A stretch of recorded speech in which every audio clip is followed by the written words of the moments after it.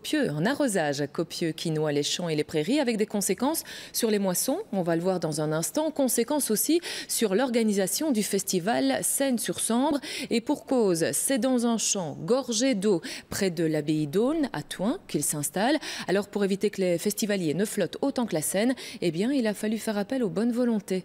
Tristan Godard. Le décor chaotique est celui d'un festival à peine terminé. Celui d'une plaine piétinée tout un week-end par des milliers de festivaliers. Problème, il n'a même pas commencé. Ça fait 3 jours qu'on est dans la pluie complète, 24 heures sur 24 quasiment ici, avec de grosses chutes d'eau. Donc évidemment, plaine totalement détrempée, plus quelques consignes non respectées de certains fournisseurs. Et c'est une plaine évidemment qui devient totalement boueuse et impraticable. Le festival a pris près de 48 heures de retard sur le planning initial. Sur le terrain, les équipes entament une véritable course contre la montre. Et alors tu peux mettre une équipe qui commence à érasser derrière directement. Il faut érasser derrière.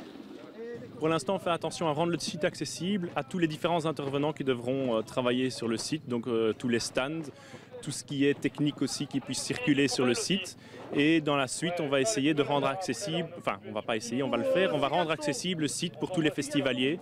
Un travail rendu possible par la participation de quelques 40 bénévoles venus sauver leur festival. C'est un festival qui me tient quand même à cœur parce que c'est dans ma région et j'ai vu l'appel à l'aide sur internet et je me suis dit tout de suite, vu que j'avais rien à faire aujourd'hui, que c'était l'occasion de donner un coup de main. J'ai vu sur les réseaux sociaux qu'ils faisaient un appel à l'aide avec les intempéries qu'on a eues ces derniers jours. Ils ont du mal à faire venir toutes les structures, les WC, toutes les préparations ont pris du retard et je suis venu ici pour donner un coup de main.